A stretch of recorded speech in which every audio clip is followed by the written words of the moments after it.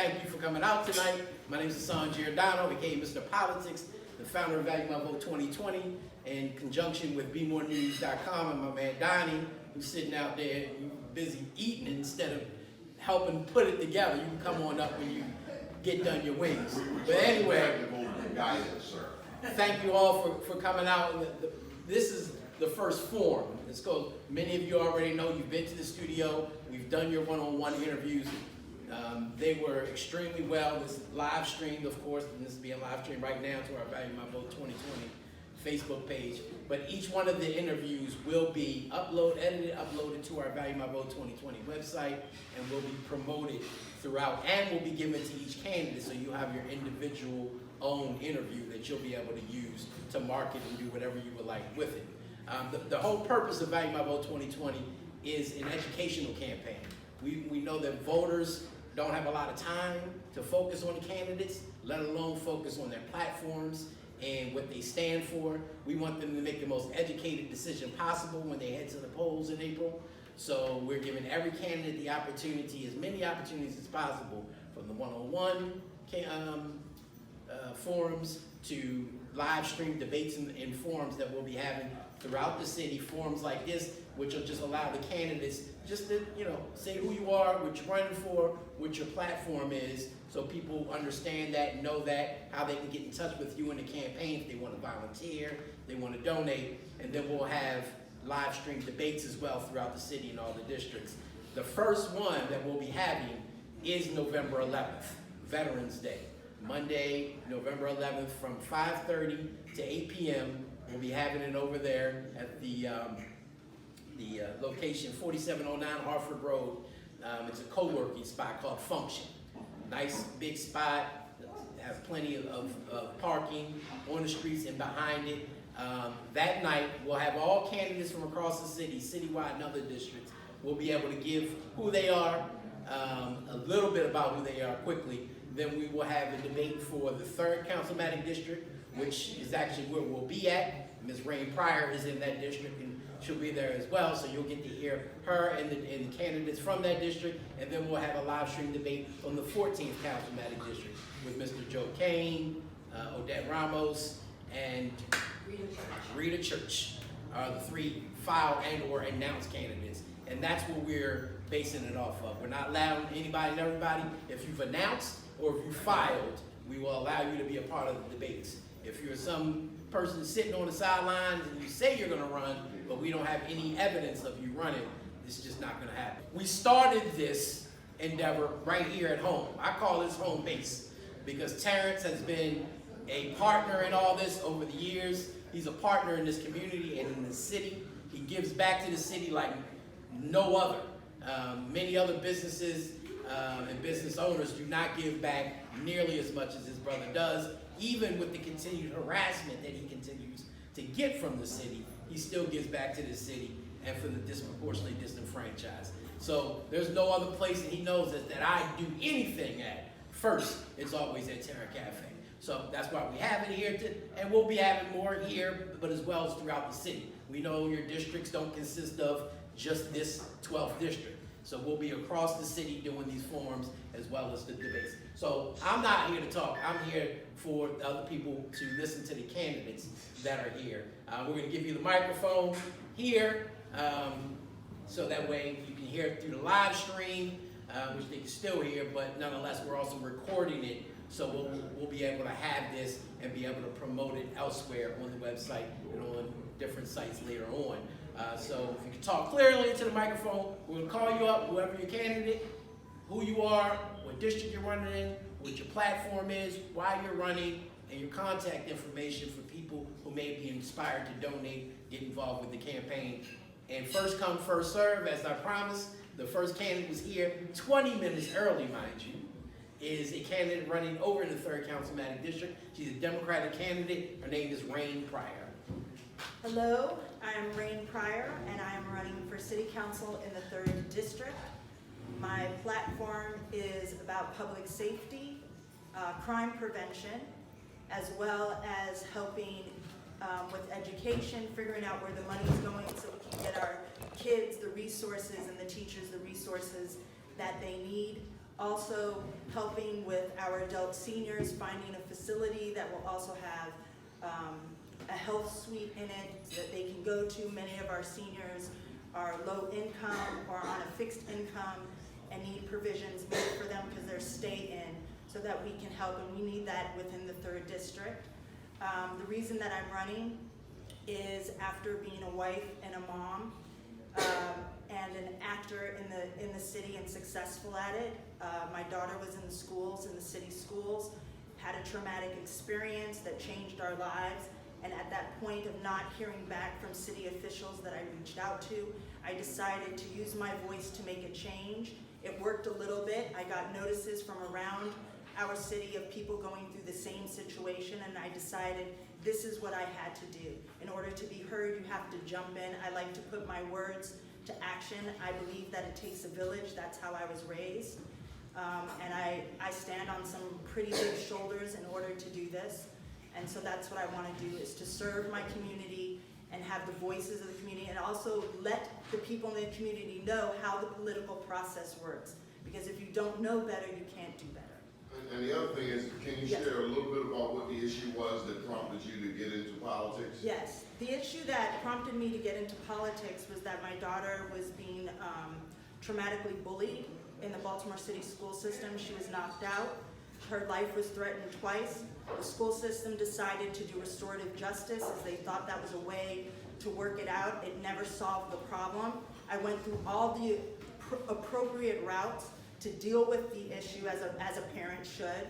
Her father also is a Baltimore City police officer. We still went through the school route. Nothing to no avail. Nothing happened. Nothing changed until I said I'm going to go public on television and talk about this issue that now is affecting tons of kids. And what I wanted there to be done was to have a mental health person come in to deal with not only my daughter's issues, but to deal with the kids that were doing the bullying. Because obviously I feel it's a holistic issue, and it takes the entirety of a village. It's not about locking up kids, but there has to be accountability for kids that are threatening other kids and harming them, and violence. Excuse me? And their parents. And their parents, of course. And to have real, these are hard conversations to have, but we need to have them across our city and our counties. This is what's going on, and so that's what prompted me to get involved. I said, I gotta gotta walk the talk. And so here I am walking the talk. I see we got a couple different candidates from different districts. It's not a debate. Right? Y'all gonna each have your individual times to, we don't need no attacks. Huh? Are you running for anything? I'm running to be the father of my 3 beautiful boys. That's it. That's all. And educate people on this process. So 5 boys? No. If I count your name. But next up, we want to have. So we got the 4th. We got the 10th. No, we had someone else that was. Huh? Oh, Tamara's here. Okay, so we'll get the 2nd, Tamara, and then we're going to get to the 4th and the 10th, which are wide open districts, and so is the 2nd. There is a person there that will be running, so I don't want to say it's wide open. But the 4th, there is no incumbent because he's running for comptroller, and the 10th, their district, their councilman is retiring. So, and it's 2 individuals that I see per both of those districts. So Tamara, if you can come on up. Tamara Dunn is a candidate for city council in the 2nd councilmatic district. So good evening, everybody. My name is Tamara Dunn. I'm a candidate in Baltimore City Council, 2nd District. I am running, my platform is PATH. It's an acronym that stands for Public Safety, Academics, Targeting Small Businesses, and Healthy Families. And the reason that I'm running is because I see the potential that my district has. I've lived in Northeast Baltimore my entire life. I'm a homeowner in the 2nd District. I've been there for the last 2 years as a homeowner, and I see the potential that it has for thriving small businesses, especially on the Bel Air Road corridor. That district also has a very high infant mortality rate, which is something that I'm very passionate and vocal about. I think that we need to have more services and resources in place so that we're building more healthier families for a healthier community. So those are the 2 biggest things that I am running on, as well as public safety. I do believe we need to have more community policing in that area, and we need to have our small businesses investing in our youth so that they're not out committing these petty crimes that are destroying our neighborhood. That is me. And you can get in touch with me. My website is tamiraforsecond.com. All of my social media is Tamira Dunn. Any questions? I have a question. I'll ask you the same question. Do you think we put too much money in police or not? I would have to say that I think it could go both ways. I think that we do need to pay our officers more. I do agree with what Rain said, that they're not paid enough. But I also believe that it can be filtered into other areas as well. Like, Youth activities, the small businesses, again, like I said, going up and down Bel Air Road, there's a lot of liquor stores and car dealerships, and I really feel like that Bel Air Road corridor could be used for other sustaining businesses to help our community. There's no mental health treatments around there or anything of that sort. So we're gonna keep it rolling. You already know what to expect from there, so, you know, get your game hat on. This next young man is running in the 4th Councilman District, in my district over there where Bill Henry serves. His name is Logan Endow. How y'all doing? I'm Logan. I'm running for City Council in the 4th District. It's North Central Baltimore. Just focusing on violence prevention, ending the lead poisoning crisis, expanding mental health care in public schools, and a large-scale vocational apprenticeship program to rebuild Baltimore's abandoned homes. I feel as though if we invest in preventing violence and investing in communities, we won't have to mass incarcerate our way out of the problem. You know, if we had not rubber stamped closing the rec centers, most of the youth crimes happen between 3 p.m. and 7 p.m. when kids are going home. They had something to capture their attention. They had chess clubs and sports leagues like we used to have. You know, expand Northwood Baseball League. You know, if they had these positive activities to enrich them after school, they wouldn't be engaging in youth crimes in the first place. If we had large-scale vocational training programs, people wouldn't be carjacking because they would have an alternative means of earning a living. So that's what I focus on, is like ending mass incarceration and investing instead in communities, in public health, and our actual issues. I'm happy to take any questions. How can they get in touch with you? Oh, yeah, my website is www.loganendow.com, and my email is loganendow@gmail.com. so where you from, Logan? Tell us about yourself. Yeah, I grew up here in Baltimore, grew up in Northwood, went to Poly, went to Friends from middle school, and for me it's just all about reinvesting in our communities and rebuilding the abandoned rural homes that have blighted our communities, and investing in the kids' education. Like, I think education funding should go from 13% up to 25% to expand gifted education to all elementary and middle schools. Like, if we had an ingenuity project in every low-income school, we would prepare students for the rigor of Poly. A lot of our kids, when I was going to Poly, about a quarter of the kids would fail out in the freshman year. You know, if we had those rigorous programs like ingenuity, not just in Roland Park, not just in Mount Royal, not just in Hamilton, but in every school, and our best and brightest would be able to achieve, and it would lift all the schools in the Well, city. I wanted to hear you say something about Andre Solange, how he had no idea of what he was doing. And he also got rid of 75% of the principals here in Baltimore. Yeah, but for me, it's all about prevention. It's like, let's focus on No, it's investing. about policy, Yeah, too. like that's my policy. I just explained to you. Like, let's focus on investing. Well, you didn't let's explain it. focus on investing in gifted education. Let's focus on expanding ingenuity. Like, Ingenuity Project has had success after success after success. People going to PhD programs in Oxford and Yale from our communities, from Northwood, from Hamilton.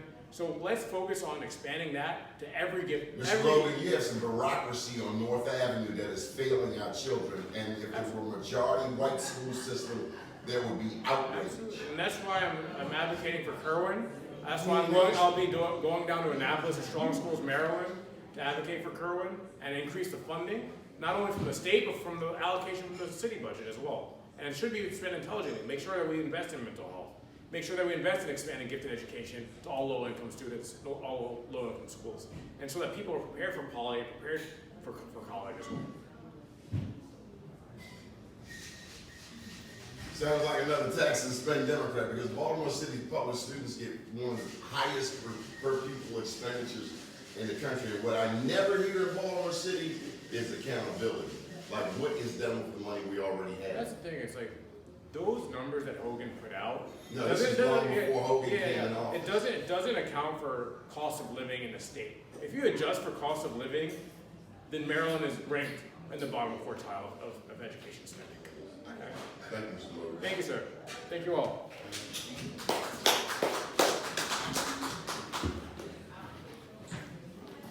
Next up is another candidate from the 4th Councilmanic District, a young lady by the name of Angie Winder.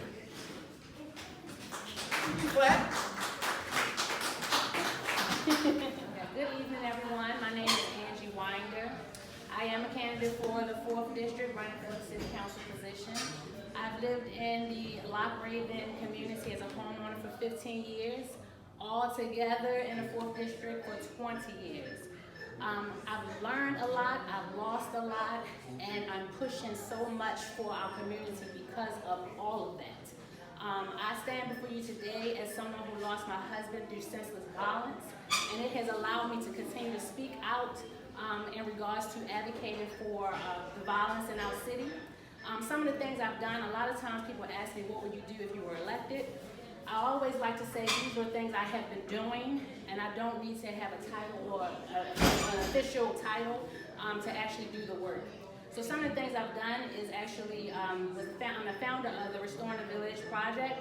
What we do is we do collaborative networking, and we build in the city all together with resources, pooling our resources together. Some of the things I think that has been missing is the investments in our community. A second part, not only for our education and our youth, but the second part is our Black, or should I say the urban communities. We're overlooking that. When I ride past, I grew up in Park Heights. When I can look at both districts, and I can see that a lot of things have been overlooked. And I think that you need someone with a strong voice that is not bought or bossed around. Someone that will be able to sit there and speak on having a relationship with various agencies and community leaders, and that's something that I've done. Starting in 2008 is when I started the Restoring the Village. What really pushed me to even move forward with trying to run for city council is last year running for the state central committee. I won in my district. I also have the blessings of my state senator, Mary Washington, as well as former Councilman Ken Harris's mother, Mrs. Sylvia Harris, just because they see the things that I'm doing already. Again, I'm invested. I'm on the Black Fathers Foundation Advisory Board. I'm very much invested in Mervo, getting students jobs, connecting them to resources. So that is part of the reason I'm running. Part of the things that I'm running on is public safety. I think that's going to be everyone because of the violence that is going on. I speak out on the violence all the time to the point where I just want to make sure, even just walking the beat, walking in my community, being boots on the ground, so I do that often to see what is needed in our community. Biggest thing is jobs, so economic growth will be a second part. Quality education is another, and building stronger communities. Again, we need to invest in our communities. I look forward to other forums and debates to say more, but to get more information about my candidacy, go to my website. It is www.angiewinder.com.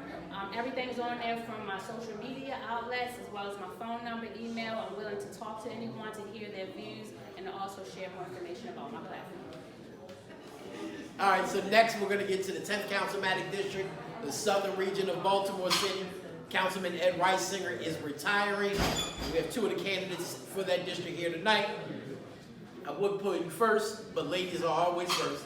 So, gotta call Felicia Porter is a candidate over there in the 10th Councilmanic District. Please give her a round of applause. So hello everyone, my name is Felicia Porter. I'm a candidate for Baltimore City Council representing the 10th District. And just to give you a little bit of kind of geographical region of where the 10th District is, it is in southwest Baltimore. So it goes all the way from Washington Village, Picktown, all the way to Balleville, Morrell Park, all the way down to Cherry Hill, Westport, Lakeland, then all the way down to your Curtis Bay, Brooklyn area. My platform is My platform is building healthy communities, and so what that looks like, first we're talking about public safety, not only making sure that cops actually get out of their car and actually, quote unquote, walk the beat, but then also that we are doing performance measures similar to what you're talking about, sir, of how we're spending our money within our budget as it relates to public safety. I firmly believe that our budgetary priorities need to match what's actually happening in the city. Number two is about efficient city services. Over the past year and a half, I've been handling a multitude of 311 concerns, and I've even had issues with getting my issues on behalf of constituents and myself to various city agencies. And so rearranging how we manage constituent services, whether it be engagement and or follow-up, but then also how we are interacting with the agencies as well. There needs to be a full, transparent overload of how we are conducting ourselves within Baltimore City agencies. Number three is better schools. As a council person, that was one of the things that I often shared with people. They're like, what can I do with regard to education as a city councilman? As a city council person.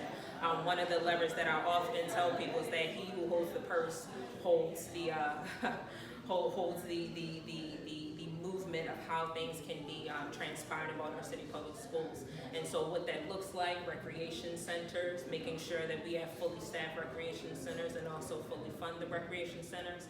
But then also taking a look at our curriculum, making sure that we get our students ready for 22nd century jobs, where we're talking about, changing times here.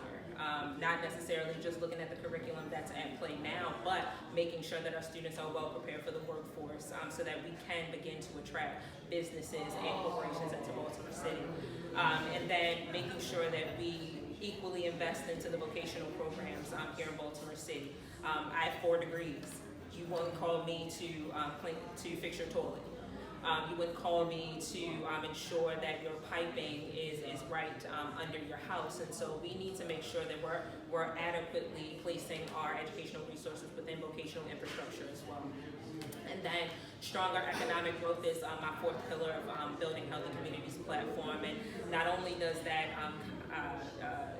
really kind of invest into small businesses, but we're talking about making sure that when we attract larger corporations here, that they are paying their fair share of equitable taxes within Baltimore City, whether that be 1 to 3% or more of their profit investment back into the community, so that we are having that constant feedback loop of funds into the community, and or just making sure that if there is some sort of taxable building infrastructure in place, that one, it is not over a longer period of time where it is at an economic return on investment detriment to Baltimore City.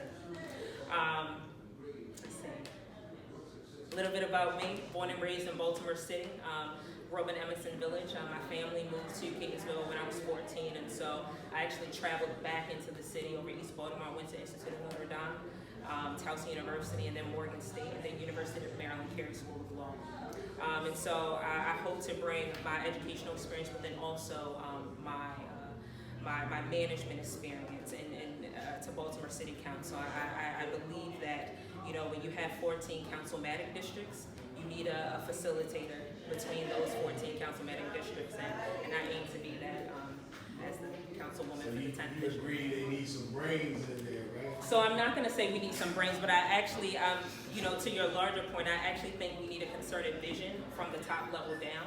Oftentimes, when we're talking about policy, if you have segmented policy that doesn't agree with actually what's happening in the community, then you get to see what we're seeing now. And so, making sure we have a vision from the City Council President's office, making sure that vision ties with the vision of the mayor, making sure that vision is seeping down into the 14 council members. Ms. Porter, Yes, sir. we have a school CEO that makes roughly $300,000 a year. Yes. Now, I'm hearing you talk about your academic experiences, your degrees, Yes. your management. Yes. Is that too much money considering that we are producing an inferior product here at the Baltimore City Public Schools? That's actually a good question. I think that when you're talking about pay or salary in relation to educational experience, $300,000. If you're making more than the actual mayor, the mayor currently makes, I believe, like $175,000, $180,000. You know, have your police commissioner that's making at least $200,000. I was gonna get to the Yeah, no commissioner. worries. You know what I mean? And so- Another $275 Exactly. free rent. And so when you're talking about that educational kind of paradigm as it relates to salary or whatever. I'm just talking common sense. No, I understand that, but what I'm saying is that what's actually negotiated. So if it had came across my desk, I would have said it was too much. Yes. So what do you feel about the water bills now? Would you, they took Miss Maggie's house because she didn't pay a water bill. Yes. Would you go and take Ritz Carlton's house? So actually, I wrote an MD post. If you follow me on social media, I don't know if you read that yet, but I actually wrote a very lengthy post on social media related to the $2.3 million that's not being charged to the Ritz-Carlton. How much is it? $2.3 million. And so one of the things when we're talking about efficient city services, you know, you'll research back to 2011 where the discrepancy of calculating or estimating the water bills came from Councilwoman Mary Pat Clark. So we've been knowing about this since 2011. And so what I would ask if I was on the council, I would ask what has been done as far as the evaluation of the checkpoints and the quality assurance of these water meter systems that was supposed to be back in 2011. Walk me through that process. Walk me through that process of how we got here. Based on the law that's actually enacted, you're supposed to be calculating and testing and reading commercial, I believe commercial buildings 4 times a year. So 4 times a year. They changed it now. Yeah, 4 times. It's supposed to be done every month now because. Yeah, so it was 4 times a year in the went from previous quarterly legislation. On the system previous to policy. monthly. Yes. You understand how much additional money we're paying as a result of it being Yeah. monthly? So I'm yes. For a poor family? Yeah, so I'm actually just talking about commercial. So what you're talking about is residential. So the monthly frequency is on the residential, but for commercial properties, there's a mandate that the Department of Public Works is supposed to be checking commercial properties 4 times a year. And so I would ask, where you've been for 9 years? And you know, I challenge, you know, when I go down to Annapolis, I challenge, you know, people from my neighboring jurisdictions that talk bad about Baltimore. I said, you know, we have 4 major public health institutions in the city of Baltimore. We have some of the best and brightest talent here in Baltimore that you actually send your people here. You send your people from your jurisdictions here to get our services. So you can't tell me that we don't have an asset here. My issue is how we're framing Baltimore and how we're negotiating asset management for Baltimore. So we got one more candidate. He's got a familiar last name. I know her last name because my boss's name is Conaway. Ray Conaway, running in the 10th Councilmatic District. Come on up, sir. Thank you. Before I begin, let me just thank my colleague, Ms. Porter, for the amazing, engaging debate, a conversation that needs to happen that we haven't been happening. So thank you, Ms. Porter, for sparking that debate. Like Mr. Giordano said, my name is Ray Conaway, and I also am running for City Council in Baltimore's 10th District. I am a lifelong resident of the 10th District. I grew up in Pigtown. I went to elementary school in Pigtown, played baseball in Pigtown, and I presently live in Curtis Bay. I am a proud product of our public school system, K-12, a first-generation college graduate, and I graduated from Bowie State University with my bachelor's degree in political science. I am a teacher by training. I teach middle school social studies. I'm sorry? We got black people in Fairfield. I'm certain they do. That's what he said. I am a teacher by training. I teach middle school social studies, and I also work at a nonprofit in Baltimore that specializes in youth leadership development and advocacy. Supporting our young people and making sure they become thriving adults is a major aspect of my platform. My top 3 issues that I talk about constantly when I'm talking to residents and folks all across our city is education, public safety, and employment development. I want to make sure that we invest in education because our children are well deserving of being thriving adults that become thriving residents and homeowners and business owners and leaders of our city. more particular ways that I want to make sure we invest in education is through universal pre-K.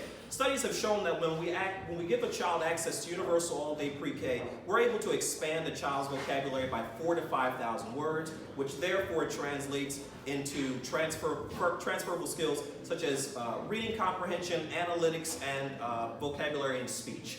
Making sure we make that investment in universal pre-K, therefore also investing in social and emotional learning so that our young people's mental health is developing correctly and making sure that they are not leaning towards mental illness such as depression and anxiety. And also, Ms. Porter touched on this briefly, I am a big proponent of strengthening our career technical education in Baltimore City schools. Making sure that our young people have access to trade programs that give them hands-on knowledge as well as the content knowledge so that if they choose to enter a career track directly after they graduate from high school, they're able to put their skills to use and therefore they are no longer in a cycle of unemployment or underemployment, which therefore leads to generational poverty, which leads to crime, which continues the cycle of crime in our city that we had a great lively discussion on just a few moments ago. In regards to public safety, everyone, whether you live in Pigtown, whether you live in Hamilton, whether you live in Roland Park, everyone wants to live in a safe neighborhood.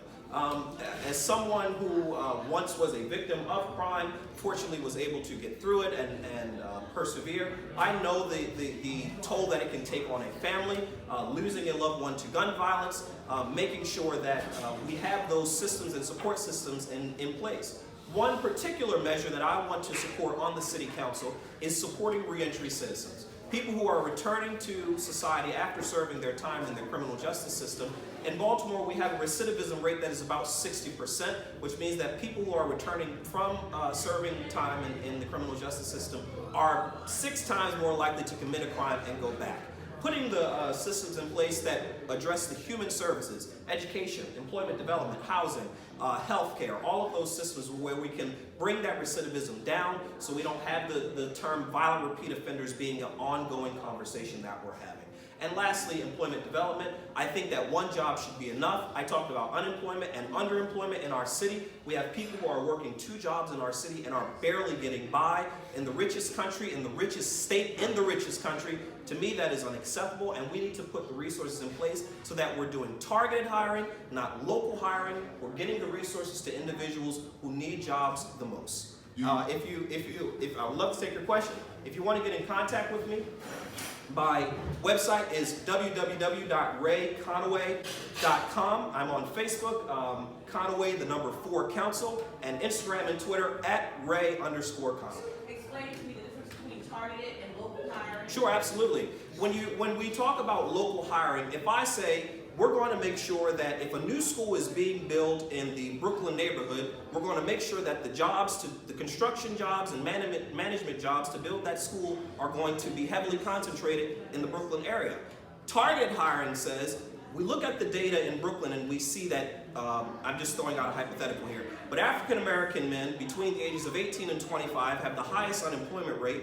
We need to put ourselves into the community apparatuses and the community incubators where we can get a touch, where we can touch those African American males and say, here's an opportunity to earn gainful employment with the opportunity to unionize, with the opportunity to collective bargain, with the opportunity to get health care benefits as well as retirement and other full-time employment benefits. To me, targeted hiring yields higher results than local hiring. When you local hire, you cast a broader net. When you target hire, you're able to touch specific demographics. I'm a teacher by trade, so I actually have 2 jobs. I'm a teacher by training. I teach middle school social studies, and I work at a nonprofit that specializes in youth leadership development and advocacy.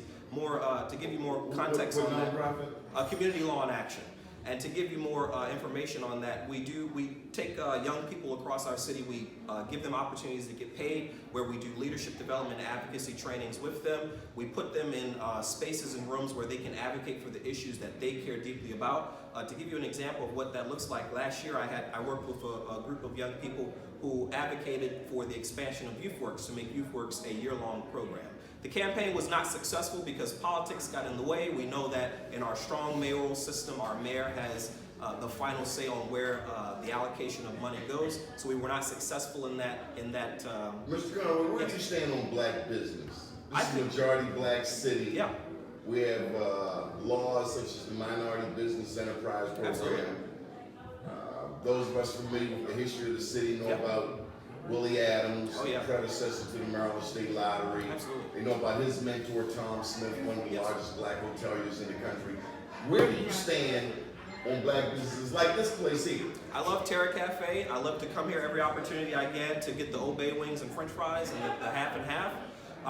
I think that we need to establish the mayor's office of African American business. So that now I'm not the mayor. I'm running for city council, but I would love to work with whomever our mayor is come the election to Have establish you that done office. that thus far in your community social activities efforts? To create black business. Yeah, what do you do to help black business now? Oh, I shop at black business all the time. I like to search out small business, preferably with businesses that are owned by women. We have a fantastic, quite a few restaurants on the Pigtown Main Street corridor that are owned by African American women. The Greener Kitchen, Breaking Bread, very delicious food. If you get an opportunity, please check it out. Do you support black media? Absolutely. Be More News and DMV Daily. Absolutely. The news before the news. There are others. There's Absolutely, I support black businesses because you talk about a city that's 67% African American. Let's make sure that the black businesses that are here are thriving and they're becoming incubators for the startups that are happening. Be a politician. Great call, y'all.